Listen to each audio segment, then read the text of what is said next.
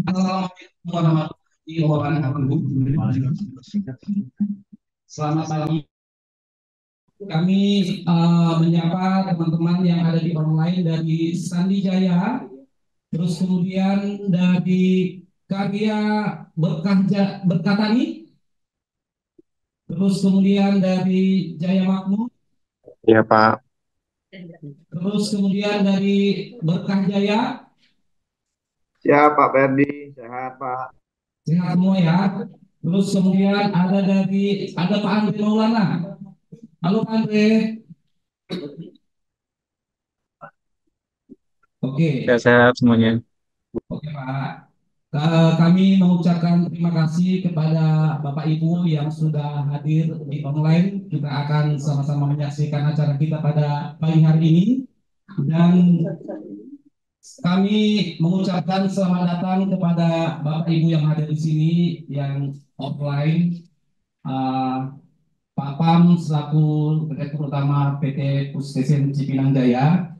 Terus kemudian ada Bapak Haji Melis dari Daya Tani, terus kemudian ada rekan-rekan dari Food Station dari semua divisi hadir di sini, ada dari divisi komersial, NT, GP, terus dari teman-teman dari RPP yang jauh-jauh datang dari Pamanukan, Pak Ruli dan Mas Jaja, dari RPC dan dari tim keuangan juga ada. Terima kasih sudah hadir di sini dan kita akan secara bersama-sama hadir di sini untuk menghadiri acara ngopi. Ngopi itu ngobrol penuh inspirasi. Tahu dong, di meja kita sudah ada kopi yang kami seduhkan, bahkan melebihi dari kopi, kami sudah menyuguhkan susu sebagai teman kopi kita pada pagi hari ini. Dan uh, kita akan membahas terkait potret perderasan nasional pada acara pagi hari ini, dan kami akan memperkenalkan narasumber kita di pagi hari ini adalah Pak Kudori. Selamat datang Pak Kudori.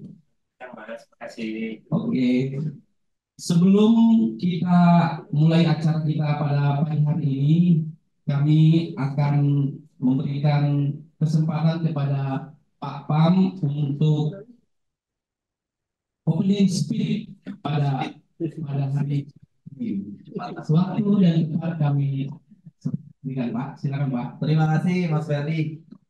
Opening speed ya. Jadi kecepatan dalam opening. Dalam membuka. Ini BMD tapi serasa birokrat aja pakai pakai opening speed segala. Bismillahirrahmanirrahim. Assalamualaikum warahmatullahi wabarakatuh. Selamat kita semua yang saya hormati Pak Kudori, pengamat perberasan atau pengamat komoditas. Bapak-bapak dan ibu-ibu sekalian, mitra Food Station yang selama ini telah banyak bekerja sama dengan Food Station bahu-membahu ya, ketika kita bicara mitra bukan hanya transaksional Pak ya, tapi benar-benar bicara tentang bagaimana keberlanjutan kerjasama jangka panjang.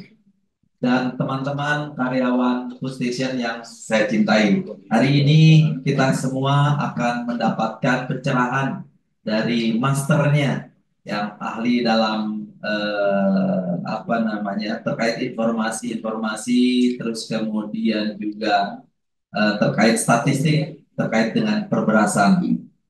Terus terang saya banyak belajar dari Pak Kudori ya, karena banyak informasi-informasi penting yang beliau berikan itu yang menjadi pijakan kita dalam membuat satu keputusan ya.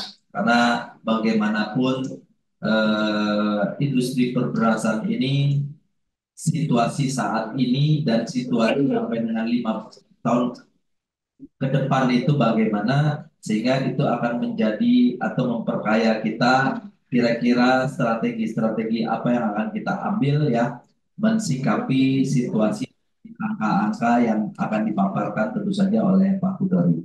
tidak berpanjang lebar lagi Pak. Omongan saya juga karena sesuai dengan arahan moderator harus speed kan, speed. Opening speed jadi speed yang kali.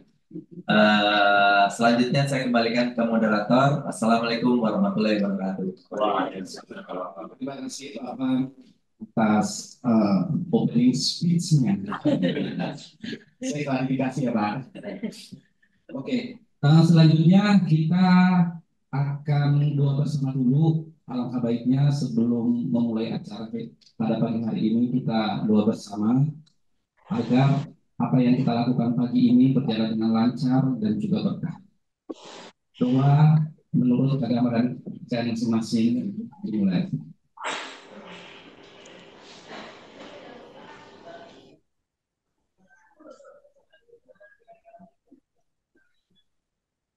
Selesai. Oke, itulah saatnya kita akan langsung mendengarkan yang menjadi narasumber kita di acara ngopi pagi hari ini. Informasi yang kami dapat kalau Pak Kudori ini adalah sejarahnya atau CV-nya adalah sarjana pertanian dan juga beliau adalah pemimpin redaksi dari alinea.id, yaitu salah satu berita digital, dan juga anggota Pokja ahli Dewan Ketahanan Pangan, serta pernah mengelola metronews.com dan juga tenaga ahli di Kementerian Perdagangan, juga peneliti di Institute for Global Justice, dan juga tenaga ahli di DPR. Pernah juga menjadi wartawan Gatra, Drama, dan Medium, serta juga pernah sebagai anggota Asosiasi Ekonomi Politik Indonesia dan juga anggota Komite Pendayaan Pertanian, dan punya beberapa karya tulis, ada 10 buku karya tulis, dan juga mengedit 11 buku, dan juga menulis artikel di berbagai media massa, jurnal, dan juga makalah lebih dari 1.400 buah. Memberikan paparan terkait dengan potret keberhasilan nasional. Pak Kudori, waktu dan tempat kami.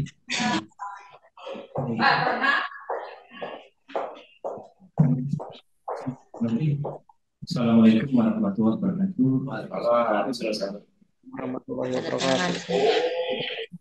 Bapak Ibu yang di Zoom dengar ya? Halo? Ini yang belum ini. Halo? Dengar Pak. Ya, baik. Terima kasih Bu Karen. Bapak Ibu sekalian, terima kasih sudah menyempatkan untuk satu bergabung di tempat ini, dan yang kedua yang bergabung di online. Pertama Pak, terima kasih yang tak terhingga saya diberi kesempatan sharing di sini. Tapi yang pertama, saya tidak ada pretensi sebagai orang yang memberi materi, jadi saya memantik aja.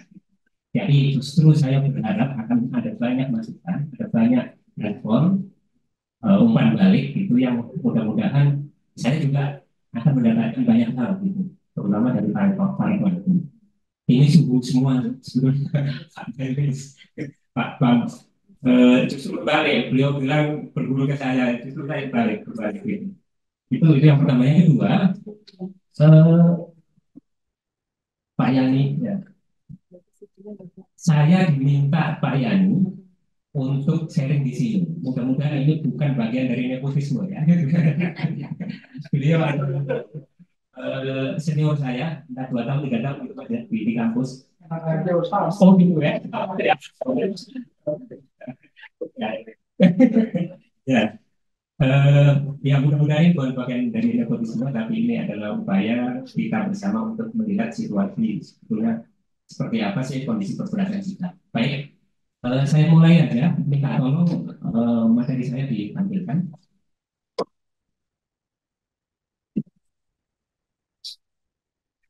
Baik, Bapak-Ibu sekalian, ini bukan saya yang bikin, ya. Maksudnya gambar ini bukan saya yang bikin, saya ngambil saja, gitu ya. Jadi ini ilustrasi bahwa antrian itu ternyata terjadi dan kalau ini terus berkelanjutan, ini satu citra pemerintah juga nggak baik, para operator yang ditunjuk oleh pemerintah juga nggak baik. Salah satunya pun terus saja. Lanjut, lanjut. Mohon diteruskan, dilanjut, digeser. Ya, ini mudah-mudahan ada waktu semuanya untuk ngomong ini ya. Eh, kalau nanti apa ada yang perlu diklarifikasi ketika saya ngomong nggak ada masalah saya kira. Kita interaktif aja terus Pak. Nah, Bapak Ibu sekalian, lanjut.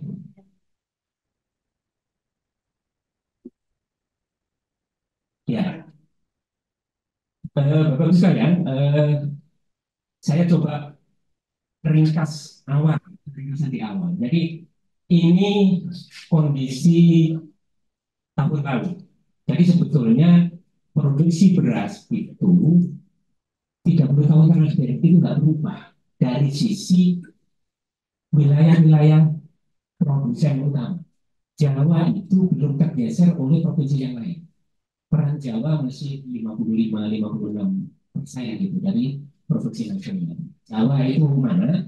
Yang besar Jawa Timur, Jawa Tengah, Jawa Barat. Jawa Barat 2018 itu tidak lagi menjadi provinsi yang surplus ya 2018. Tapi di sini ada surplus lagi walaupun nggak besar. Gitu.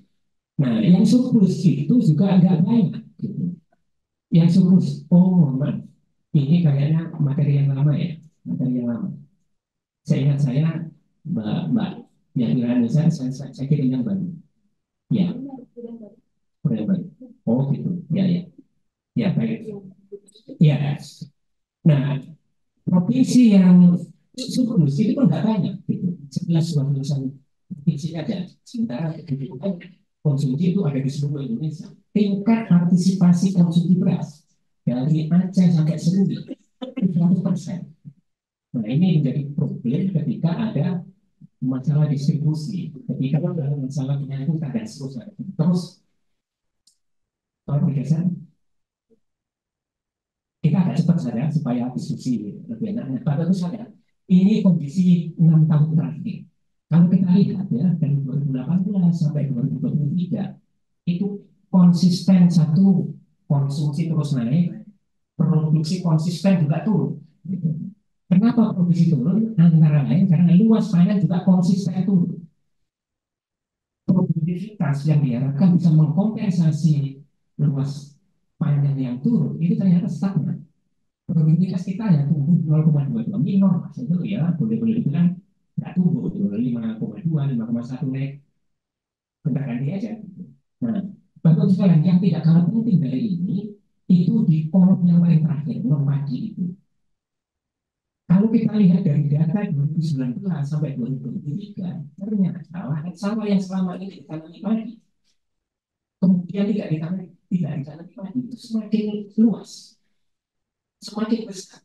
Jadi 2019 dibandingkan 2023 itu ada peningkatan 10 ribuan ya, 10 ribuan hektar. Pertanyaannya, kenapa petani Pulau Jawa itu kok gitu ya tidak mau menjauhi padi? Terus terang saya tidak bisa menjawab pasti. Hanya dugaan-dugaan, hanya hipotesis. Itu yang perlu dijawab di lapangan. Bapak Ibu sekalian yang di lapangan saya kira bisa tanya. Karena 23.000 hektar itu bukan kecil, itu gede. Gitu ya. Salah satu dugaannya adalah 23.000, mohon maaf, 23.000 yang di bawah itu Pak, yang di bawah 23.000 hektar ya. Yang non padi itu yang bawah sebelah kanan ya, nomor kedua ya. Kalau yang berat apa berat? Berat itu berarti tidak ditanami apa-apa. Gitu. Jadi itu juga sama naik gitu. Naik turun, tapi kira-kira 15 ribuan. Nah, ini penting. Ini adalah salah satu penyumbang kenapa produksi kita turun. Pertanyaan yang tadi yang penting, mengapa petani menjauhi padi? Saya kira PR-nya dan PR-nya pemerintah. Gitu ya. Salah satu dugaannya adalah menanam padi tidak lebih menguntungkan. sehingga sulit beralih ke tanaman yang lain. Terus Bapak bisa dampak dari yang tadi surplus beras. Jadi ini produksi di tahun itu dikurangi konsumsi di tahun itu turun konsisten gitu. Tahun 2018 4,3, 4,4. Tahun lalu hanya 0,3. Jauh sekali. Terus terus cepat tadi Pak. Biar kita lagi ada seperti itu. Nah ini yang tidak kalah penting ini Bapak Ibu sekalian. Kalau kita lihat ya 2018 sampai 2021 grafik sebelah kiri itu ada dua kali panen besar. Panen besar pertamanya itu Februari di Mei atau sampai April, panen besar kedua itu Juli sampai September. Tapi 2 tahun terakhir itu yang panen Juli September tidak ada lagi.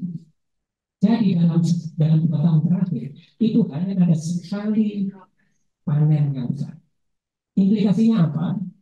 Kalau sebelum tahun 2012 surplus produksi bulanan, jadi itu surplus produksi di bulan itu produksi bulan itu dikurangi konsumsi bulan itu surplus atau tidak gitu ya. Yang surplus itu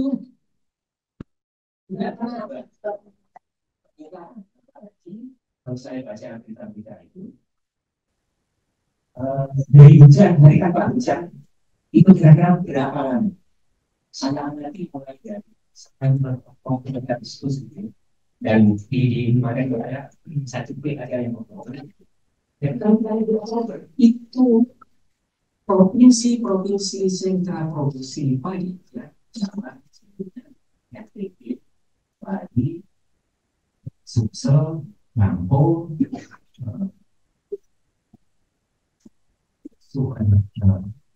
Sulawesi Selatan, Sulawesi Utara, jadi saya katakan itu masih merah ini benar bisa. Dan berapa lama dari bisa? Lebih dari berapa? Jadi lebih dari itu. Dampaknya apa?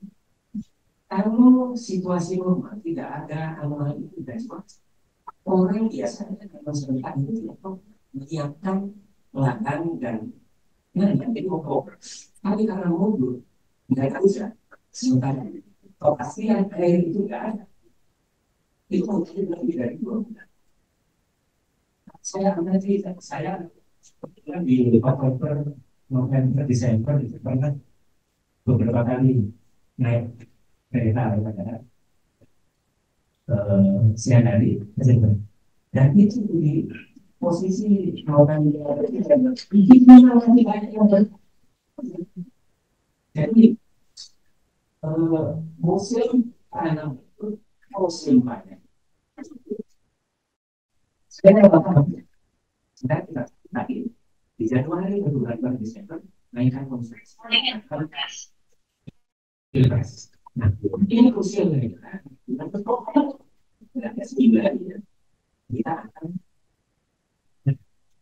jadi April itu jadi juga akan dan sebenarnya kalau kita ada menjelaskan ya kenaikan itu kan sudah sejak Juli Agustus 2022 dan konsisten naik terus.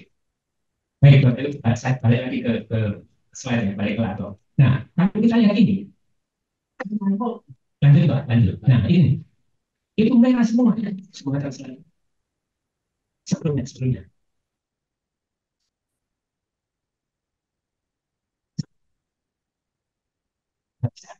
Ini merah semua. Jawa, Sulawesi Selatan, Sulawesi Barat, Sulawesi Selatan, Lampung, Bali, Nusa Tenggara Barat, itu merah semua. Artinya belum hujan. Karena merah dari ini, terus saya Pak. Terus, nah ini distribusi hujan per bulan. Terus di atas itu masih berada terus lagi ada saja. Nah, ya ini gambarnya ini. Nah, dugaan saya awal semula ya, karena situasi ini kemungkinan kita akan ada puncak panen padi itu di April atau awal Mei. Tapi kalau melihat data-data berikutnya, sepertinya saya tidak optimis. Terus, Nah, bagus sekali ini tercermin di luas panen padi dan luas tanam. Jadi ketika El Nino itu terjadi di Juni, itu konsistennya eh, luas panen itu turun. Terutama di September, Oktober, November, Desember itu besar. Yang itu membuat produksi beras juga turun. Nah, bagus sekali ini coba kita lihat. Ini data-data BPS, ya, data BPS. Jadi puncak panen di 2022 itu di atas ya. Dan 2023 itu sama. Gimana? Puncak panen. Tapi yang bulan-bulan berikutnya itu berbeda. Kalau 2022 itu yang ditanami padi itu antara Mei, ya, Mei sampai Oktober. Tapi di 2023 itu lebih panjang. Sejak April sampai November. Itu yang ditanami non padi. Bisa jagung, bisa sayuran, bisa kedelai, dan seterusnya. Nah, yang kita lihat juga di belakangan, lahan-lahan yang disiapkan itu muncul juga. Muncul tanaman usia bulan pertama.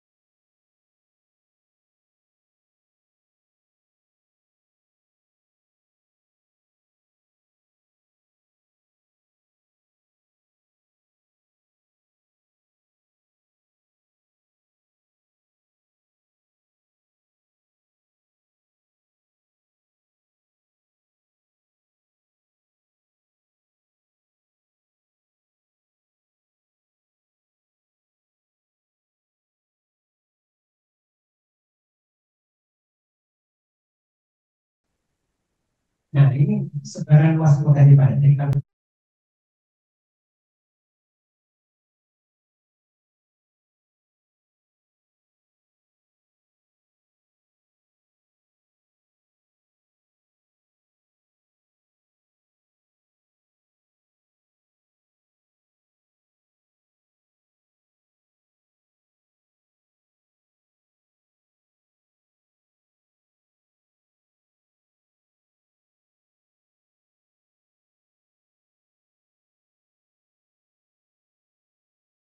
masih di pendidikan semua dan seterusnya.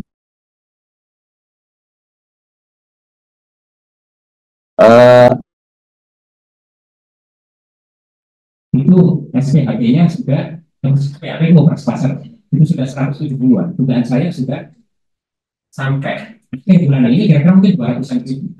Jadi bulan depan berapa dengan melihat dan mempertimbangkan situasi yang lain, termasuk peningkatan permintaan di bulan-bulan depannya. Dugaan saya untuk operasi pasar masih tetap besar. Maksud kalau kita mempertimbangkan harga yang masih tinggi atau merasa masih tinggi, berapa besar? Saya memperkirakan moderat 150.000 ton itu antara Maret April ya. Jadi dalam 4 bulan itu ya kira-kira butuh 700.000 ton. Nah ini kan krusial ketika stok yang ada di Bulog ini termasuk stok itu tiap bulan juga harus dikeluarkan untuk penyaluran yang pasti. Apa? Bantuan pangan beras itu yang sudah diberikan tahun lalu itu 7 bulan, tahun ini mulai Januari sampai diperkirakan nanti Juni ya, yang tiap bulan itu 220.000. Dengan stok yang tadi itu, saya kira pemerintah lewat Bulog harus pintar-pintar gitu mengatur antara pengeluaran dengan perdagangan impor, karena peluang untuk menyerap dari dalam negeri masih sangat kecil, sangat kecil. Kalau kita lihat datanya ini, ya, itu ada kan penyerapan saya mungkin 12.000. Tapi itu kan komersial. Kalau CBD masih jauh lah. Dan eh, kalau melihat situasi yang tadi seperti itu juga tidak akan turun seperti semula. Semula itu berapa ya? 5.000, 6.000 sepertinya. Dugaan saya tidak. Bahwa nanti akan terbentuk keseimbangan harga yang baik. Nah, jangan-jangan baru sekalian harga gabah yang 7.000, 7.500 hari ini saya tanya teman di Lampung, di Sumsel, di Jawa Timur itu 7.200, 7.300, 7.600. Jangan-jangan harga gabah yang tinggi, kalaupun nanti turun mungkin 6.500-an, itu adalah cermin ongkos produksi yang memang sudah berubah. Bahwa ini butuh diukur, butuh dilihat di lapangan, butuh di riset lagi, iya, gitu ya. Karena itu menggunakan datanya BPS itu karena sudah ada luas 2017. Jadi penting dan Pak Arif, Pak Kepala Bapanas lewat WA gitu ya dengan saya, beliau menjadikan bahwa kalau situasinya sudah agak normal, itu artinya harga relatif terkendali, jadi mengundang banyak pihak yang berkepentingan dengan soal harga itu untuk mendiskusikan berapa sih ongkos produksi itu. Semalam saya diskusi juga di blog, ya. Jadi sepertinya mereka punya hitungan, sepertinya saya sudah berubah. Dan kalau sudah berubah ya mau tidak mau kan harus diakomodasi di harga keunggulan pemerintah, dan kalau HPP-nya naik dengan sendirinya juga HEP akan naik kan. Harus disesuaikan. Ketika di hulu itu naik ya, pastinya yang hulu lanjut. Nah, harga biaya pokok produksi itu naik karena input produksi itu naik semua sekarang. Bapak sekarang kalau kita lihat anggaran subsidi pupuk sebelum ditambah 14 triliun itu kan 26 triliun. Yang itu volumenya kalau dibandingkan tahun lalu itu hanya mendapat 4,7 ton pupuk urea dan NPK. Tahun lalu itu 6,7, jadi turun 2 juta. Nah, penambahan 14 triliun itu juga belum jelas. Minggu lalu saya ketemu di waktu PIAC, Pupuk Indonesia Holding Company. Saya tanya Pak Wadi, 14 triliun belum jelas sebenarnya gitu. Jadi sementara itu juga jauh-jauh hari disampaikan ke publik ya bahwa akan ada tambahan 14 triliun. Itu kalau ada tambahan itu kira-kira nanti volumenya dari 4,7 jadi 7,2, agak besar gitu. Nah, ketika volume pupuk bersubsidi itu jatah per petani yang semula agak gede itu kan tuh akibatnya apa? Mereka kalau memupuk sesuai rekomendasi pemupukan Kementerian Pertanian, mereka harus belanja sisanya itu di pasar. Pupuk non subsidi yang harganya itu 2-3 kali lebih mahal. Itu antara lain dampaknya ke ongkos produksi. Sementara input yang lain, tentu sekalian publik tidak banyak tahu ini. Jadi saya mencoba membandingkan ketika Bulog itu masih ditugaskan pemerintah mengelola Raskin dan Rasta itu 2014-2016 dan 2017 secara berangsur-angsur dialihkan menjadi bantuan pangan non tunai dan full bantuan pangan non tunai itu berjalan full ya. Itu masa transisi 3 tahun full itu 2020 sampai sekarang ya. Perubahan yang drastis dari sini ketika masih ada Raskin dan Rasta, kebijakan perberasan kita yang dilaksanakan oleh Bulog sebagai operatornya itu dulu masih terintegrasi hulu tengah dan hilir.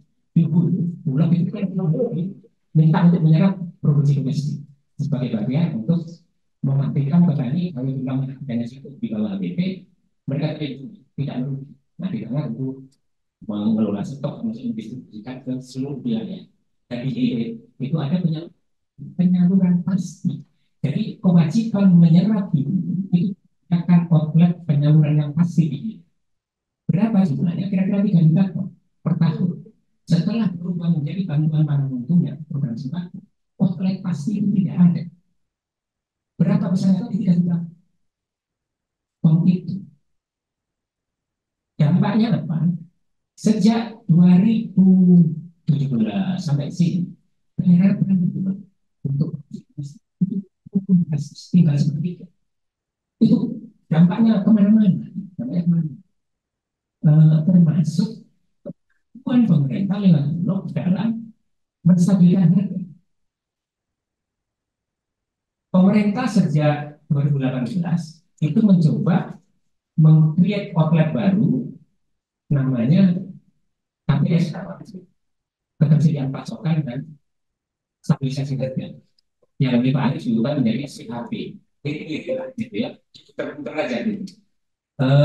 Pengertiannya sama, operasi pasar. Supaya volumenya besar dan bisa menggantikan volume roasting yang tidak atau hilang itu, operasi pasar harus dilakukan tiap hari. Di mana saja, kapan saja. Ini nggak benar. Prinsip operasi pasar itu kan kalau pasar butuh, kalau nggak butuh bisa disepokin terus. Kalau memang harga tinggi, pasokan terbatas, pemerintah ada stok, silakan lakukan operasi pasar. Kalau harga rendah, ya stabil, gitu, dilakukan operasi pasar tidak benar. Dan ketika dilakukan operasi sepanjang tahun, itu kan nggak jelas. Ketika pada saat Bulog itu melakukan penyerahan tapi pada saat yang sama juga rilis stok, itu kan nggak jelas sebetulnya fokusnya mau kemana. Dia bela konsumen, bela produsen, gitu, nggak jelas. Idealnya kan ketika panen raya yang ada baru itu melakukan penyerahan, fokus ke situ, bukan rilis stok, bukan melakukan operasi pasar. Operasi pasar dilakukan terjadi pada saat pasar dan seterusnya akhir tahun atau awal tahun. Gitu. Nah, tapi kritik itu kan tidak pernah diberikan pemerintah untuk jalan saja. Nah, kalau kita lihat sejak 2018 meskipun itu sudah dari sedemikian rupa, trigger Bulog untuk bisa melakukan operasi pasar dari semula 15 kenaikan harga 15% dalam saya lupa 2 minggu berturut-turut kalau saya itu bukan menjadi 5%. Kalau mengacu data-data yang ada, secara teoritis Bulog bisa melakukan operasi pasar tiap hari dan volumenya akan besar. Tapi kalau kita cek data resmi KPS, enggak. Padang besar, ada kecil. Saya lupa, kalau nggak salah tahun 2019 itu hanya 1,5 juta ton. Tapi tahun lalu itu 1,2. Tahun sebelumnya mungkin segitu juga. Karena secara tahun lalu ya harga terus modification. Nah, dampak dari ini ketika penyerapan Bulog itu hanya tinggal sepertiga, kalau dari saya,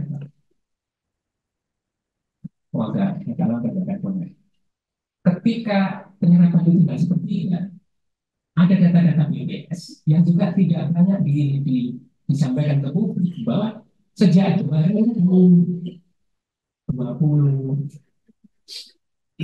triwulan kedua saya ingat saya ya, minta tolong digeser ke oh iya ya, ya ini dampaknya ke Bulog ya, dampaknya ke Bulog. Jadi yang saya ceritakan tadi perubahan kebijakan tadi itu punya dampak kemana-mana. Implikasinya ke Bulog sangat besar karena dia tidak punya model yang pasti. Mbak Nelis, banyak yang bilang bahwa beras itu ideal ya sudah 4 bulan saja. Artinya kalau lebih dari 4 bulan ya harus dirilis kan gitu. Apakah sebelum itu harus dilepaskan kan? Artinya kalau pemerintah mewajibkan Bulog melakukan penyerahan dan perlu isolasi, misalnya katakan wajib 1,5 tahun atau 2 tahun, kita masa simpan beras itu terbatas. Itu kan mesti harus disiapkan hotel yang pasti kan? Supaya stok itu terus berputar, stok itu terus refresh, stok itu jalan, gitu ya, stok dinamis, orang-orang harus untuk itu, stoknya dinamis.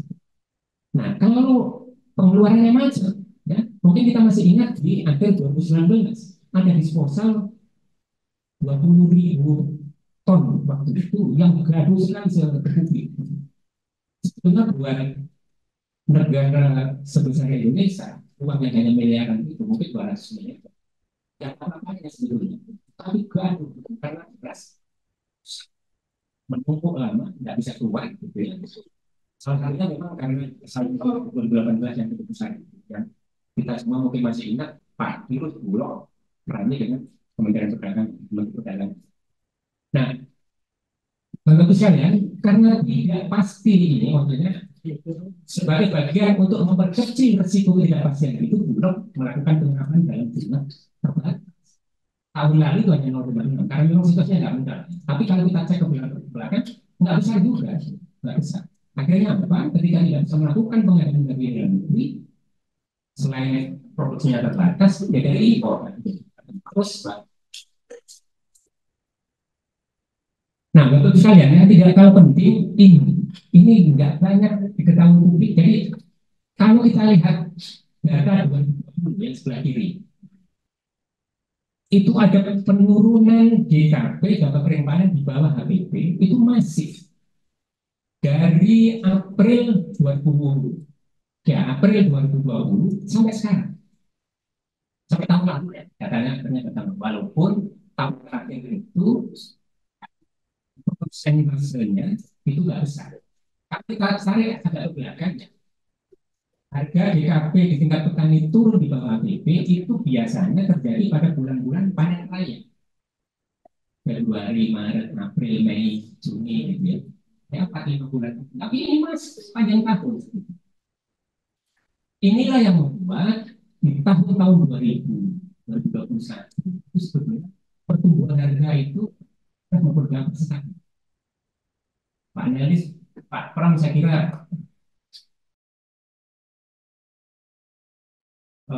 bahkan itu negatif. Pertumbuhan DKP di 2021, 2020 itu negatif.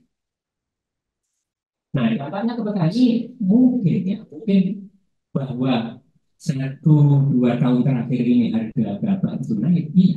Tapi petani yang tadi tidak nanamin sawah itu dengan padi, jadi mungkin karena 2-3 tahun terakhir itu, gitu, ya 2020, 2021, 2022, gitu ya, situasi yang menekan mereka. Gitu. Nah, penggilingan padi sendiri sebetulnya kalau kita lihat itu tertekan juga sebetulnya. Perdagangan juga tertekan. Terus, nah implikasinya apa Bapak-Ibu sekalian? Kalau saya hitung-hitung ya, ketika masih ada rasi dan rasa dan outlet yang lain itu, kemampuan pemerintah untuk melepaskan stok pupuk itu kira-kira 11,4% dari konsumsi nasional. Nah, setelah diganti menjadi program sembako, itu hanya tinggal separuh. Tinggal 49. Tempatnya, ya kemampuan pemerintah dalam menstabilkan harga lewat pulau turun. Turun karena memang dari sisi persentase turun. Nah, ini masih kan kenapa misalnya, walaupun bukan faktor tunggal ya, bukan faktor tunggal, bahwa ini salah satu hal ya yang membuat pemerintah relatif tidak bisa mempengaruhi pasar, walaupun bukan faktor tunggal ya. Kenapa jika dirilis sekian banyak beras PHP, beras komersial juga yang dibutuhkan lagi ya Pak Nelis ke tahun lalu ya. Nah, menurut saya kalau stoknya ada, sebenarnya itu sini idealnya pembelian itu juga mendapatkan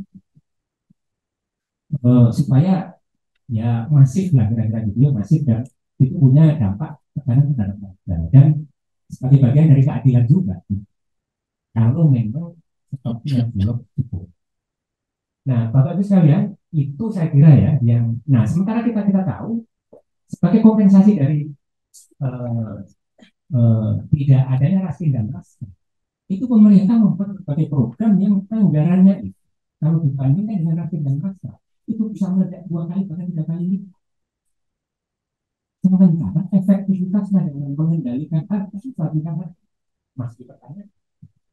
Jadi menurut saya dari keseluruhan yang saya sampaikan ini, PR buat pemerintah adalah untuk jangka pendek, ya, untuk jangka pendek supaya masyarakat tidak resah, Bagaimana mempersempit disparitas harga beras di pasar dengan harga beras itu?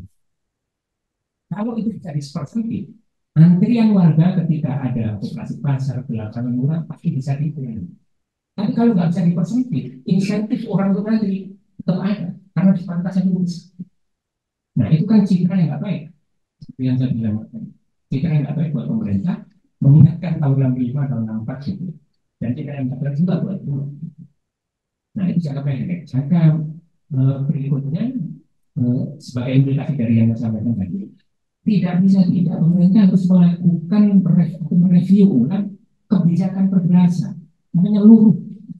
Sudah pada banyak yang situasinya sudah banyak hal yang harus dibenahi.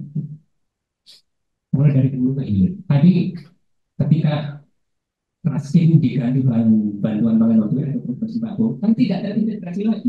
Karena hilir saja karena tidak ada kepastian stok, tidak ada kepastian penyakit. Yang itu menimbulkan banyak ketidakpastian. Nah, Bapak sekarang saya kira itu ya. Mudah-mudahan kita bisa diskusi. Kalau ada pertanyaan dan saya bisa jawab, saya akan jawab. Kalau enggak, nanti Pak Nelis atau Pak Amri yang harus menjawab. Itu mudah-mudahan ada manfaatnya. Terima kasih. Saya kembalikan ke moderator. Terima kasih Pak Kudari atas pemaparannya terkait pemberasan nasional saat ini. Dan Bapak Ibu, tiba saatnya kita akan tanya jawab. Karena kita akan kasih kesempatan yang pertama kepada Mas Sian. Waktu dan tempat kami persilakan. Ya, terima kasih Pak Ferdi atas waktunya. Ternyata Pak Budori setelah saya tadi WA ke ini grup keluarga, ternyata Bapak pernah jadi narasumber istri saya pas S2. Gitu. Jadi apa namanya? Ini terkait dengan kebetulan saya di departemen farming gitu, jadi ada kerjasama dengan Gapoktan, koperasi dan sebagainya.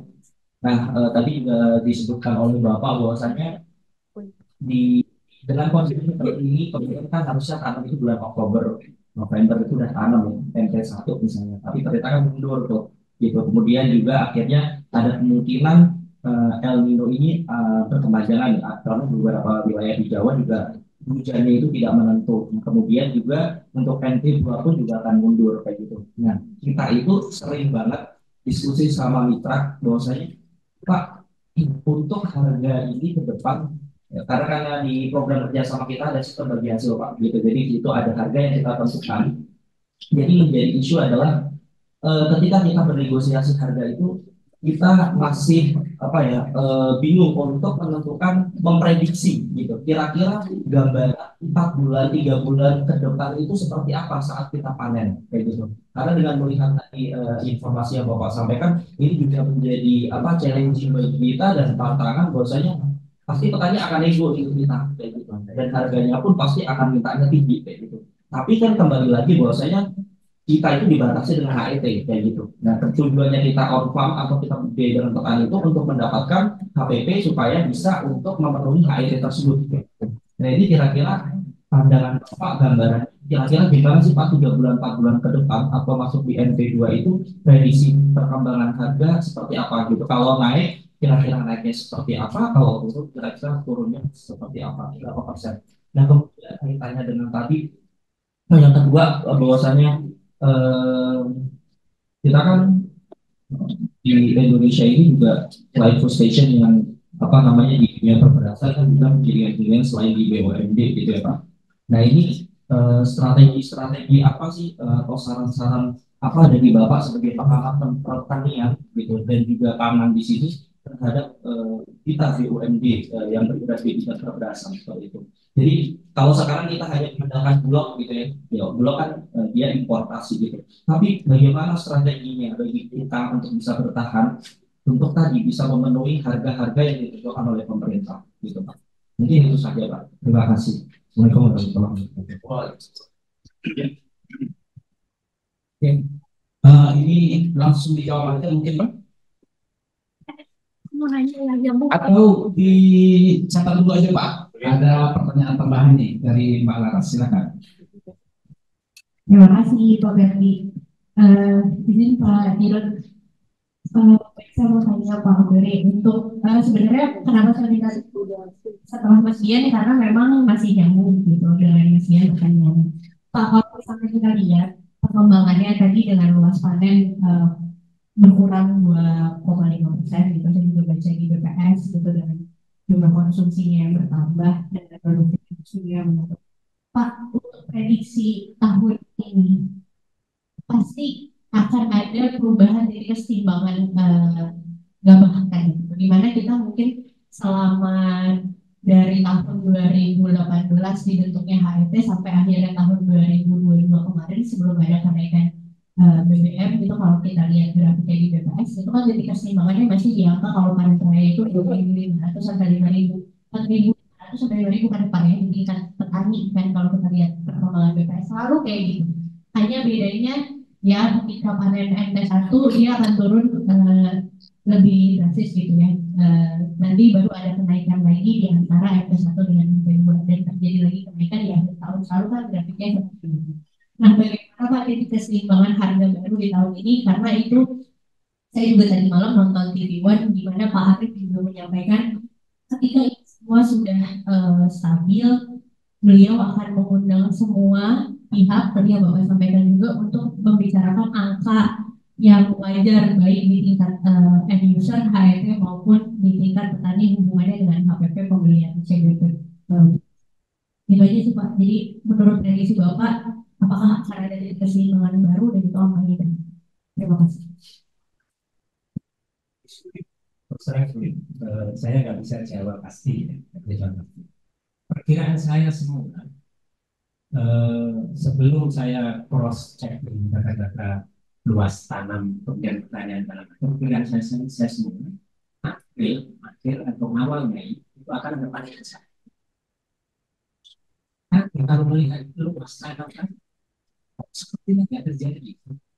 Nah, kalau di April dan Mei nggak terjadi karena luas tanam itu sudah turun, ya, itu tapi mudah-mudahan perkiraan saya tidak terjadi. Makanya kemudian saya kira data yang dirilis oleh BPS besok itu nanti saya coba update ya Pak Pam, kira-kira hasilnya seperti apa gitu ya untuk melihat perkembangannya tadi yang yang sudah ditanam seperti apa karena itu akan memperkirakan sampai April. Nah kalau ternyata yang beberapa itu sudah katakanlah sebulan itu terjadi dari tanam tapi satu gitu terus yang kalau kesehatan tanam itu sudah selesai semua gitu. Bisa jadi akan ada penambahan luas panen di sepertinya 19 sepertinya 19.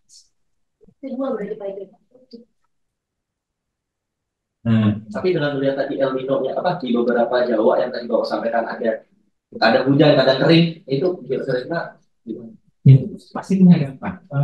Beberapa orang yang peduli itu inilah yang antara lain membuat harga itu tidak akan turun sesaat aja, tapi setelah itu akan naik lagi. Karena potensi untuk satu misalnya nanti di musim panen dia itu atau fase generatif ya itu kalau pemain dari hasil dan seterusnya itu tidak bisa menjamin suplai energi pasukannya potensi untuk perkembangan sementara di situ adalah fase-fase penting, fase-fase usia untuk pengisian budaya. Nah, kalau itu tidak terjadi bisa saja panen gitu, tapi kan sih. Nah itu pasti punya dampak dan kalau ternyata itu terjadi di banyak wilayah, kita dampaknya besar. Saya mau cerita gini, jadi secara implisit sebetulnya yang akan ini kan sebetulnya pemerintah tidak siap dengan ini, padahal sudah jauh-jauh hari BMKG itu merilis itu dan kalau kita baca data-data BMKG perulangan El Nino itu rutin 3-4 tahun itu berulang itu lebih cepat dibandingkan tahun 80 ke bawah itu data-data BMKG El Nino ataupun La Nina ya pokoknya anomali iklim lah itu 3-4 tahun akan berulang. Nah artinya kalau itu sudah menjadi bagian itu yang harus kita jalani di situ yang melakukan antisipasi mitigasi gitu ya, yang itu sudah different gitu. Kalau terjadi El Nino ini yang di on kan, kalau terjadi La Nina ini yang di off kan, ini yang di on kan, bahwa ada hal-hal yang harus direspon sebagai bagian dinamika pasar iya, dinamika di lapangan iya. Tapi ada hal-hal yang sudah harus disiapkan. Nah kalau itu satu, yang kedua saya baca hasil audit BPK 2017 sampai 2020. Yang 2023 belum coba saya kulik-kuliknya. Saya ingin tahu sebetulnya pembangunan jaringan irigasi yang memastikan air tadi itu seperti apa sih? Tapi terus terang saya tidak mendapatkan banyak hal ya. Yang saya temukan itu di audit 2018-2019 yang mengaudit pelaksanaan proyek Presiden Pak Jokowi ya untuk pertama 2014, 2019. Temuannya tiga ini. Yang pertama adalah kan yang selalu disampaikan ke publik kita bangun sekian ribu embung, bendung, waduk, ya betul itu. Bangunan embung, bendung, waduk kan jaringan irigasinya nggak ada. Jadi air itu sudah ditampung pada saat hujan gitu, yang sebetulnya akan dimanfaatkan ketika misalnya pas tadi atau kemarin. Jaringan irigasinya nggak ada. Satu, yang kedua jaringan irigasi primer sekunder ada, yang itu usaha pusat, gitu. Tapi yang tersier yang di bawah 3.500 hamparan 3.500 hektar hamparan sawah itu di bawah otoritas Pemda kabupaten itu nggak ada jaringan tersier, laki-laki nggak bisa mengalir ke sawah. Kalau ada barunya telat. Atau ini bangun jaringan irigasi di mana, sawahnya di mana? Nah yang terakhir di 5 tahun itu pemerintah menargetkan bangun berbagai infrastruktur irigasi tadi untuk penyediaan air itu untuk menjamin ketersediaan atau pasokan air untuk 1 juta hektar sawah. Tapi yang terrealisasi cuma 120 hektar jauh banget. Tapi ini terus terang di periode pertama saya nyari data yang di periode kedua seperti apa, jangan sama gitu. Dugaan saya kalau pemerintah itu betul-betul membangun irigasi tadi ya, jaringan irigasi memastikan pasokan air ke sawah yang membutuhkan itu betul-betul jalan, mestinya kan El Nino itu tidak sengeri yang sekarang. Bapaknya tidak sejauh sekarang. Itu Mas, jadi mudah-mudahan nggak puas ya karena saya nggak jangka pasti bahwa akan terjadi keseimbangan baru ya itu berapa mungkin kalau berapa mungkin 6.500 naik turun nggak kira-kira itu ya kurang lebih lah sekitar 9.500 ya Mas. Nah itu di berasnya kan masuk nggak itu lah itu Iya, nah, karena kan ada Aprindo juga Pak, di mana retail itu kan harus 8%. ya. Nah sekarang saya ngomong HET. HET itu HET beras itu diberlakukan September 2017. Iya. Yang mencontoh HET bulan yang sudah dilakukan tahun sebelumnya 2016. Ini zaman Pak Enggar ya Menteri Perdagangan. Nah, kalau kita lihat data 2000 sampai sekarang itu kan nggak efektif. Kalau kita lihat di pasar tradisional nggak pernah itu sebagai bagian sebuah regulasi yang mestinya mengikat, tapi itu tidak dipatuhi dan pemerintah tidak melakukan. Ini kan hal yang nggak bagus kan sebetulnya kan gitu, nggak bagus. Hanya retail modern, pasar modern yang selama ini over. Nah, saya sejak awal itu dirilis, saya nggak setuju itu. Karena apa?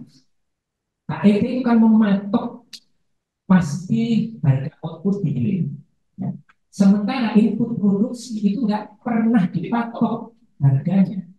Ketika harga pupuk naik, harga solar naik, harga tenaga kerja naik, sewa lahan naik, kan mestinya nyundul kan? Gitu. Kan ini kan nggak diatur. Apakah adil buat petani kan? adil. Makanya saya nggak setuju. Selain ya, sebetulnya ketika swasta, apakah itu Pak Nelis dan kawan-kawan, mengembangkan berbagai brand beras, yang itu salah satu yang ditawarkan kepada konsumen adalah nilai tambah. Itu kan yang disasarkan sebetulnya kelas menengah ke atas. Dan nilai tambah itu pasti butuh duit, butuh investasi, butuh inovasi, yang semuanya juga harus dikompensasi dalam harga yang lebih tinggi. Sebetulnya yang disasarkan konsumen itu, ngapain ini diatur-atur? Kalau diatur, dipatok begitu, inovasi nggak jalan. Inovasi swasta juga nggak jalan. Justru membatasi, kan? Semua jadi seragam. Nah, makanya saya nggak setuju. Apa gantinya? Menurut saya, kita balik ke zaman Orde Baru. Dulu itu ada yang namanya harga rantai, floor price, harga bawah. Nah, ini untuk melindungi produsen. Dan di hilir ada selling, harga langit. Ya, seperti HIT kan. Jadi, cuma selling price itu tidak mengikat publik, tidak pernah diumumkan ke publik. Kalau yang sekarang HIT itu kan mengikat publik, mengikat pelaku usaha, mengikat pedagang, dan seterusnya. Kalau nggak patuh, didatangi saja Pak. Jadi dipanggil-panggil aparat penegak. HIT gabah nggak ada. Nah, HIT beras ada. Nah, menurut saya kembali ke selling price saja langitannya. Itu cukup mengikat pemerintah dan operator yang dituntut. Sudah, pemerintah tetapkan itu. Oke, HIT-nya katakanlah 14 ribu. Ya, nah, ini jadi pedoman buat Bulog untuk melakukan intervensi. Udah kalau lebih dari itu, katakanlah ditoleransi 10% atau 15% di atas itu harganya ya selama katakanlah 2 minggu berturut di satu wilayah, oke, nggak perlu diperintah, pokoknya otomatis berbuat operasi pasar misalnya. Nah, tapi ini nggak pernah diumumkan ke publik. Pemerintah tetapkan masukkan kantong aja, kita nggak perlu, publik nggak perlu tahu. Pemerintah melakukan operasi pasar, memerintahkan pada pulau segala macam, diam-diam aja. Sekarang ini kan semua diobrol publik, termasuk informasinya. Yang itu pedagang bisa ngintip, putusan juga bisa ngintip. Oh, ini kita bisa main-main ini kita bisa tahan-tahan supaya harga agak naik gitu ya. Karena ada insentif harga naik. Di Cina, stok publik itu nggak pernah diumumkan. Karena ini menjadi bagian rahasia dan menurut saya kita bisa ngikutin. Jadi ada banyak hal yang dikorban. Nah, kembali ke ya. Jadi kalau itu dikembalikan seperti tadi, ada yang menutup masyarakat miskin gimana? Kalau kita sudah yakin bahwa PKH, program sembako, BPJS, terus ada KIS, dan lain-lain, ada banyak banget kan program jaring pengaman sosial yang populer itu selain yang kalau itu pemerintah yakin ini sudah mencakup mereka yang miskin dan rentan, juga yang itu, ngapain gitu khawatir bahwa ada kelompok yang beberapa centang di atas garis kemiskinan itu mereka rentan jatuh menjadi kaum miskin baru ya. Nah, apakah pemerintah tidak perlu kontribusi ini? Kalau perlu ini paling PKH itu sasarannya yang ini sasaran penyaluran itu kan di desil 1 dan 2 ya, itu kira-kira 40% dari populasi kita. Kenapa perlu dinaikkan? Karena betul sekali, kalau kita cek data-data BPJS, pengeluaran rumah tangga itu 58% rata-rata ya, rata-rata nasional. Itu untuk pangan. Masyarakat miskin, khusus masyarakat miskin itu 72-73% itu pangan.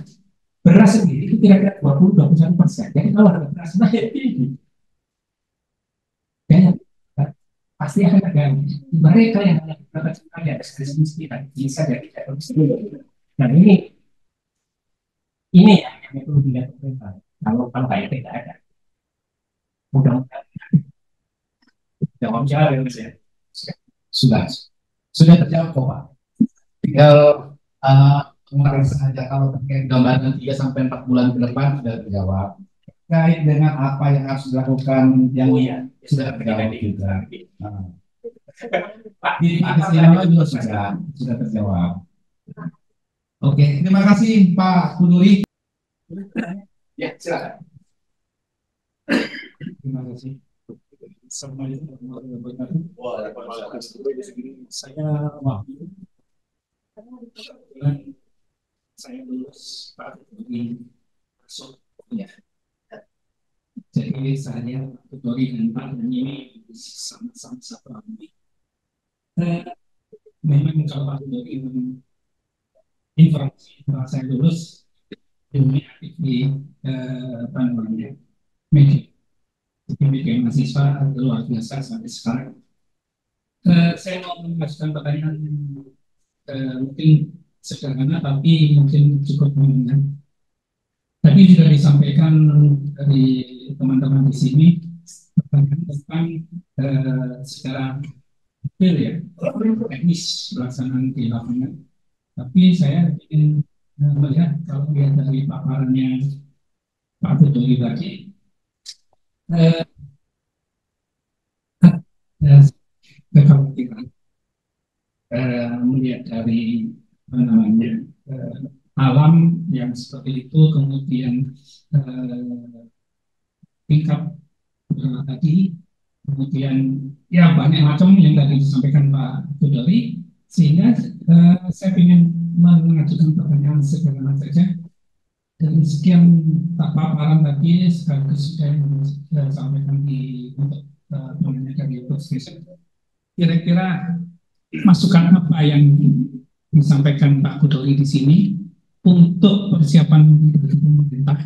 Ini kebetulan nih pemerintahnya mau baru ini, mudah-mudahan baru dan yang tadi sama BMKG kemarin nggak dilakukan, dan mudah-mudahan yang ke depan ini akan lebih bagus. Kemudian apa namanya yang tadi disampaikan di pemerintah di tahun 2014, mudah-mudahan yang akan datang juga bisa lebih bagus lagi.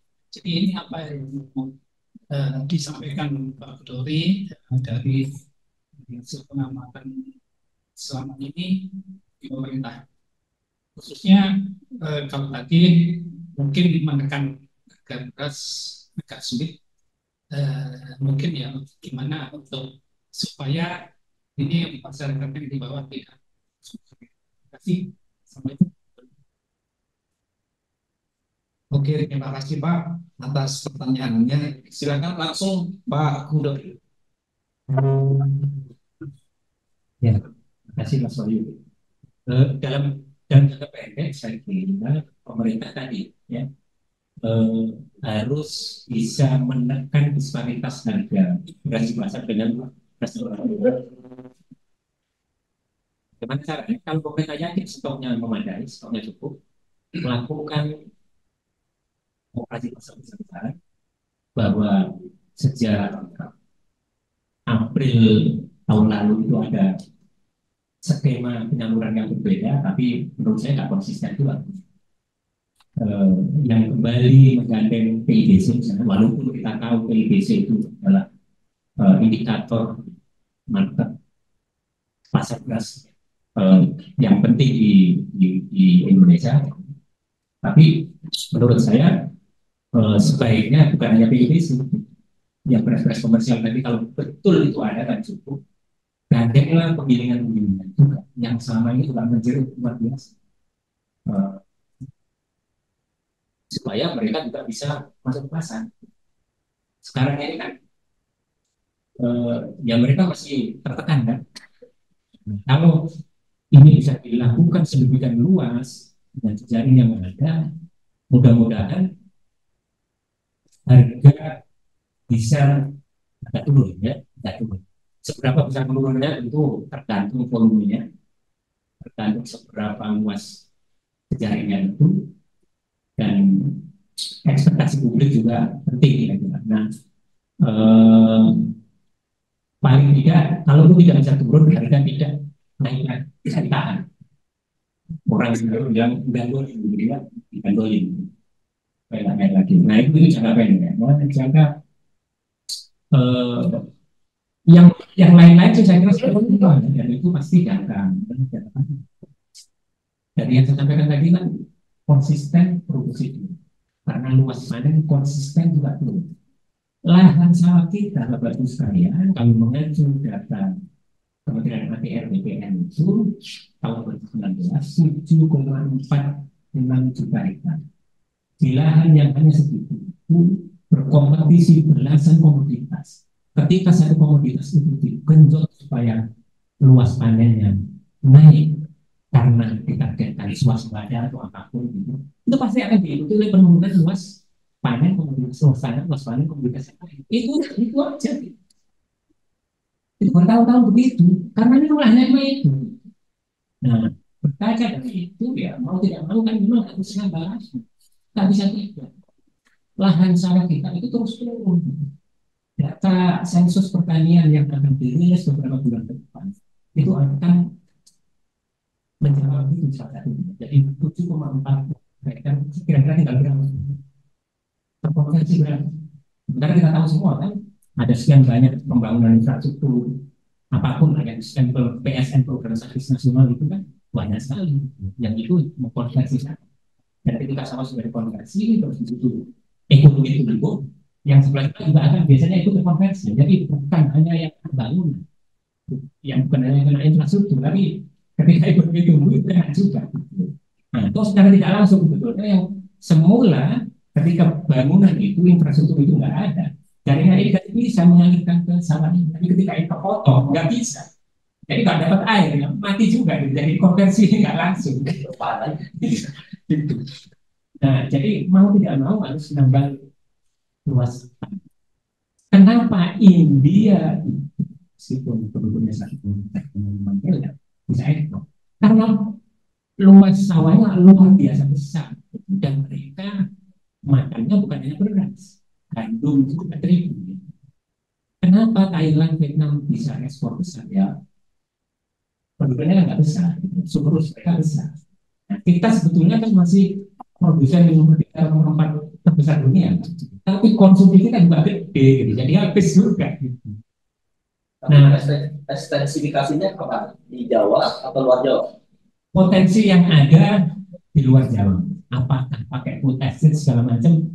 Saya termasuk orang yang setuju food estate dengan beberapa catatan ya. Catatannya nanti. Termasuk yang kemarin. Yang mana? Termasuk yang kemarin sudah itu. Asal jangan di dalam singkong tumbuh anak jagung. Gitu. Dengan catatannya ekspos. Dengan catatan yang menolak perselisihan kita. Estetik. Catatannya nanti. Ya. Ya. Nah, itu pertama. Jadi masalah harus ditambah. Nggak bisa tidak. Yang kedua, yang meningkatkan produksi. Bagaimana caranya? Produktivitas harus digenjot. Bagaimana inovasi, varietas baru dan seterusnya. Kalau kita baca data-data yang ada, petani kita itu sebagian besar untuk varietas padi masih nanam Mekongga, Ciera, bahkan IR4 yang kembangnya tahun 86 itu masih banyak juga yang ditanam. Ini kan tantangan. Ketika ada inovasi dan seterusnya yang dari sisi produktivitas termasuk ahli berbagai sekaman dan penyakit itu, kenapa tidak kami produksikan? Jadi banyak yang belajar. Itu tadi kita tambah. Nah, yang tidak kalah penting adalah meningkatkan indeks pertanahan. Meskipun sama kita 7,4 juta hektar, kalau kita bisa meningkatkan indeks pertanahan menjadi katakanlah 4 itu pasti penambahannya besar. Indeks pertanahan kita itu 1,4, 1,5. Saya ketemu Pak Nabi, Pak Omrianwar. Beliau cerita sejak menjabat, salah satu yang beliau ucap adalah bangun sumur dalam. Berapa banyak? 22.000 titik, luar biasa. Disubsidi dari BPD dan menggunakan dana desa. Akhirnya kan Pak, indeks pertambangannya naik luar biasa 2,8. Jadi sebetulnya larinya itu gak istirahat kira-kira gitu.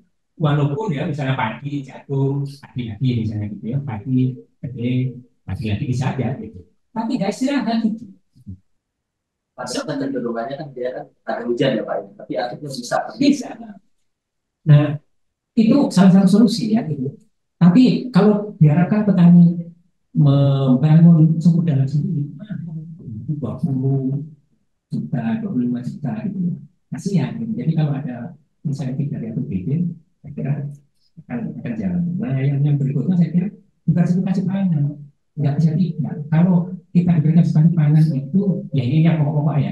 Diversifikasi pangan kalau kita tidak hanya bergantung kepada beras, tekanan permintaan beras kan nggak sebesar itu. Bapak Ibu sekalian, kenapa diversifikasi tidak jalan? Karena pemerintah menyediakan kepada petani beras yang bisa mensubstitusi mendekati beras itu apa? Ya terigu. Sifat-sifat yang ada di beras itu mirip-mirip ada di terigu. Apa? Salah satu yang penting adalah bahwa kita tidak pernah punya kekhawatiran tidak akan bisa mengkonsumsi beras asal punya duit ya. Nggak perlu nyimpan banyak-banyak gitu. Kalau nggak bisa beli 5 kilogram, 10 kilogram, keteng aja beli seliter kan gitu ke warung sebelah ada. Nggak pernah kekhawatiran. Nah, kalau pemerintah mendorong substitusi ke katakanlah seperti ubi kayu, ubi jalar atau apapun, apakah kepastian pasokan tidak bisa mendapatkan kapan saja di mana saja itu bisa seperti beras? Enggak kan? Kalau sekali kita bisa belajar dari besok nggak ada ya nggak akan berlanjut kan? Kontinuitas satu. Yang kedua, beras itu apa? Sangat ramah kantong, kantong orang miskin. Tadi saya bilang sorghum. Sorghum berapa? 40.000, 45.000. Nggak ramah buat kantong miskin. Kalau bisa, sediakan pangan substitusi yang harganya jauh di bawah beras, kompetitif dan beras, tapi sifat-sifatnya mirip dengan beras. Gizinya bagus, apapun lah gitu. Bila perlu disubsidi, Nanti jagung kayak ya apapun lah gitu. Yang penting kompetitif. Beras itu antara lain kan sifat yang lain juga dia gizinya bagus. Jadi orang yang makan dalam jumlah cukup bukan hanya kebutuhan karbohidrat yang cukup, tapi protein juga tinggi karena proteinnya tinggi. Dan beras itu juga enak kalau dikomplementarkan digabung dengan pangan apapun lah itu enak gitu. Beda dengan singkong misalnya gitu kan karena ada tes yang berbeda. Nah sifat-sifat itu kalau pemerintah bisa menghadirkan pangan alternatif yang sifat-sifatnya mirip beras, menurut saya akan berhasil. Tapi harus konsisten, nggak bisa tidak. Yang tidak kalah penting sebetulnya kita strateginya bisa menjadi di industri.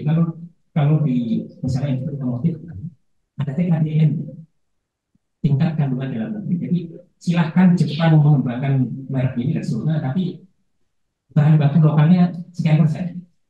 Nah, industri pengguna tepung terigu menurut saya bisa dipakai sangat efektif gitu ya, menggunakan tepung yang dikembangkan pemerintah, tapi jamin pemerintah kontinuitas produksinya, jamin kualitasnya, jamin juga harganya nggak naik turun, kompetitif juga dengan terigu. Kalau itu bisa dilakukan, sebetulnya akan jalan. Saya yakin jalan. Walaupun Bogasari dan kawan-kawan pasti tidak akan tinggal di dalam itu kan, gitu. Karena pasarnya tinggal kan. Tapi ya kalau negara ingin mensubstitusi itu kan ya harus itu kan masyarakat mengenai pasar nggak pernah sih. One day rice yang di Depok ya tinggal sekitar saja atau di mana pun lah ya. Saya kira itu masih mudah-mudahan dijawab. Oke, jawab ya, Pak Wahyu ya. Panjang banget jawabannya dan berisi, Pak. Nah, dari pertanyaan Bapak tadi terkait apa yang harus dilakukan pemerintah khususnya untuk menyikapi saat ini dan sudah terjawab. Oke, karena waktu yang sudah cukup mau habis, tapi sebelum itu kami mau berikan kesempatan kepada Pak Dirut di closing diskusi kita pada siang hari ini. Ada hal-hal yang mau disampaikan dan juga masukan yang baik, silakan Bapak. Baik, terima kasih Mas Ferdi. Dia pas speed. Kalau boleh saya menambahkan dua lagi Pak dari Pak Ayu. terkait dengan apa langkah apa yang perlu diberikan saran kepada pemerintah. Tadi Pak Budori sudah menyampaikan 3 hal ya. Yang pertama adalah perluasan lahan, yang kedua adalah intensifikasi dengan melalui apa namanya pemberian akses pupuk maupun irigasi ya. Di beberapa daerah sudah diinisiasi oleh Pemkab Ngawi ya dengan mensubsidi sumur dalam ya 22.000. Saya pikir ini sangat bagus sekali nih. Nanti kalau saya paparan juga akan menjadi satu kritikan sama masukan sentilan buat kepala daerah di daerah yang hanya bisa mengeluh ya. Nah, yang ketiga adalah perubahan diversifikasi pangan atau mencoba untuk merubah pola pangan. Tentu saja tidak mudah karena budaya orang Indonesia belum makan nasi adalah belum makan. Jadi keterpaksaan kadang-kala perlu dilakukan. Ada 2 lagi Pak.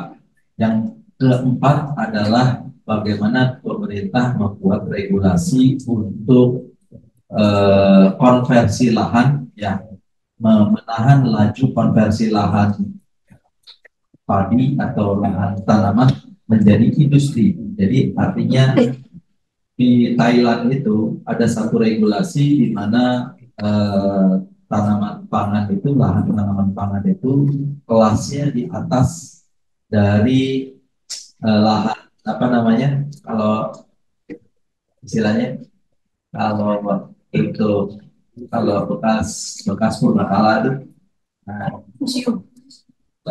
situs nilainya lebih tinggi Pak. Ya situs saja nggak boleh. Kalau di Eropa aja ada situs terus kemudian bergeser buat jalan ya. Ini lahan pertanian dilakukan perlakuannya demikian, sakralnya lebih tinggi sakralnya daripada situs purbakala. Ya, jadi mungkin itu yang perlu dilakukan.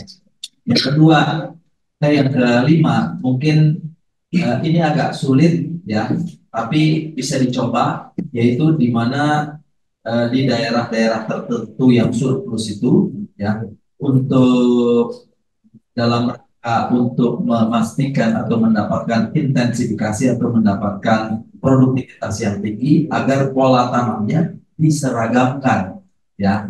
Katakanlah kalau saat ini panennya atau tanamnya dimulainya tidak merata, mungkin kedepannya per satu desa tanam semua sehingga mesin combine harvester itu bisa masuk dan bisa produktif. Sekarang kan tidak ya, ada yang sudah panen di sini terus ada tanam di sini di tengah-tengah sehingga combine harvester nggak bisa masuk. Akibatnya apa? Dipanennya dengan secara manual. Dengan dipanen secara manual akibatnya 2. Yang pertama produktivitasnya lebih rendah setidaknya dalam rendemennya. Yang kedua adalah dari biayanya menjadi lebih mahal. Nah, jadi alangkah baiknya bila mana yang poin kelima itu menjadi apa namanya menjadi tantangan buat pemerintah, khususnya memberikan regulasi kepada pemerintah daerah agar pola tanamnya dilakukan kalau tidak bisa per kecamatan adalah per desa. Jadi satu desa tanam semua sehingga ketika momen harvester bisa masuk. Kalau mau lebih ekstrim lagi, pematangnya dihilangkan semua. Nah, itu bisa berapa persen? Jadi tidak ada batas-batas lagi. Ya, jadi seperti itu. Tanam serentak juga memutus siklus sama penyakit. Nah, tanam serentak, bisa memutus sama siklus, bukan justru kena hama semua gitu. Yang penting di berikutnya itu bisa diganti tanaman yang lain. Ya, jadi saya pikir ini merupakan satu tantangan pemerintah ke depan. Jadi ada 5 hal ya, saran atau rekomendasi ya. Tentu saja biasanya kalau rekomendasinya diberikan oleh pengamat atau praktisi kan lebih ampuh dibanding kami yang sebagai pelaku tata niaga ya. Terus yang berikutnya adalah mensikapi situasi yang terjadi belakangan ini sampai dengan 5 tahun ke depan. Tentu saja membuat kami tim Food Station untuk bisa lebih mengevaluasi ya kira-kira langkah-langkah strategi kita ke depan apa. Karena kalau bertahan dengan situasi seperti ini tampaknya agak sulit. Kenapa? Karena beberapa rekan kita seperti Topi Kopi, terus apa lagi yang di Raja Patino. Sumo, Raja. ya, itu udah mengalami kerugian sampai 25 miliar sampai 30 miliar. Alhamdulillah Food Station masih bisa bertahan gitu ya. Bertahan karena disupport sama produk yang lain tentu saja.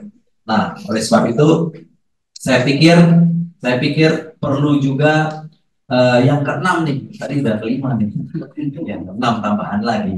Yang keenam adalah perlu adanya suatu regulasi atau sinkronisasi antara Kementerian Pertanian dengan Kementerian Perindustrian maupun daerah dalam memberikan izin FMU RMU baru. Ya, beberapa waktu yang lalu Pak Abdul menyampaikan dalam paparannya bahwa kapasitas maksimal produksi RMU yang ada di Indonesia adalah menyerap 95 sampai 97 juta ton GKP. Ya, namun demikian produksi GKP di Indonesia hanya 56 juta ton. 56 juta ton. Artinya dari RMU yang ada sekarang ini mereka udah nggak kebagian gabah. Jadi imagine bila mana kalau ada yang mengatakan Pak enak ya berbisnis beras seperti Food Station ya, saya bikin RMU. Wah. Jadi 10 tahun terakhir orang berlomba-lomba untuk bikin RMU. Yang terjadi adalah itu salah satu ya dari sebab-sebab lain yang memicu terjadinya pergerakan harga yang meningkat. Kenapa? Karena RMU rebutan gabah gitu. Berapapun dia beli ya. Terutama 5 tahun terakhir atau 4 tahun terakhir ada RMU besar seperti Wilmar ya, yang menginvestasikan sedemikian rupa yang jumlah kapasitas produksinya per bulan itu sampai 10 kalinya Food Station ya, sampai kurang lebih 100.000 ton, sampai 100.000 ton nggak per bulan. Jawabannya ingatnya sehari aja tuh dia bisa 460 satu pabrik, sedangkan kita cuma 120. Jadi Satu pabrik, dia punya 4 pabrik. Jadi 100.000 ton ya, jadi 10 kalinya kita gitu lah. Nah, oleh sebab itu perlu kiranya ada sinkronisasi regulasi dari pemerintah ya untuk memberikan izin kepada pengusaha besar, khususnya adalah perusahaan modal asing ya dalam berinvestasi di sini. Ya, kenapa? Kalau tidak seperti itu, katakanlah Wilmar saat ini sudah punya kapasitas 100.000 ton. Setiap dia menambah mesin ya dengan kapasitas 10.000 ton, dia akan mematikan 10 penggilingan. Ya, jadi itu yang perlu Pak Budori sebagai pengamat memberikan rekomendasi yang sangat strong kepada kepada pemerintah. Karena apa? Karena mungkin bisnis model yang perlu dicontoh adalah bisnis model di Food Station. Market akhirnya bertambah, tapi kita tidak menambah kapasitas produksi. Tapi kami merangkul ya mitra-mitra yang ada di daerah. Bisa saja sih kita tinggal minta PMD 100 miliar atau 200 miliar, bikin lagi mesinnya sebesar-besarnya, tapi yang mati akan lebih banyak. Jadi yang kami lakukan adalah volume transaksionalnya bertambah, ya seiring dengan volume transaksional yang bertambah di hilir, di hulunya juga bertambah mitra-mitranya, sehingga yang besar tidak perlu mematikan yang kecil, ya yang kecil tidak perlu mengecilkan yang besar. Apa? Yang tidak perlu mengecilkan yang besar, ya membesarkan yang kecil tanpa mengecilkan yang besar. Gitu. Jadi kami memang kedepannya fokusnya kepada brand management, yaitu seperti kayak Nike lah. Punya produk banyak berarti tidak perlu punya pabrik. Tapi kalau kita tidak punya pabrik berarti diomongin supaya pabrik lagi. Jadi kita tetap punya pabrik yang existing, dan bagaimana pabrik yang existing kita tambah, tapi kita buat untuk efisien. Ya, agar apa? Agar dengan pabrik yang efisien, kita harapkan, kita akui bahwasannya akan meningkatkan rendemen lebih tinggi. Demikian dari saya, ini sangat positif sekali. Terima kasih Pak Budori, Pak Wahyu, teman-teman sekalian yang hadir di ruangan ini maupun di Zoom dan atas partisipasinya. Semoga sharing session ini bisa bisa kita lanjutkan di kemudian hari untuk memperkaya kita untuk mendapatkan informasi terkait dengan pemberasan. Terima kasih. Wassalamualaikum warahmatullahi wabarakatuh.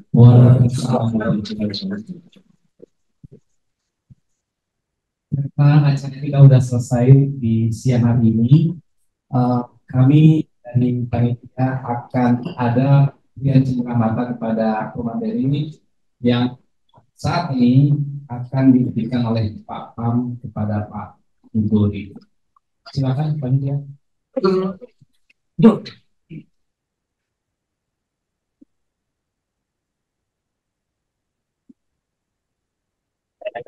Wah,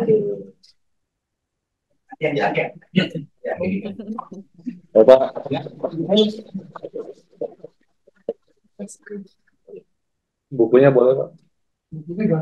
Bulog. Bulog. Bulog dan politik berbelakang harusnya. Ya sini Pak. Dulu oke Pak. Terima kasih.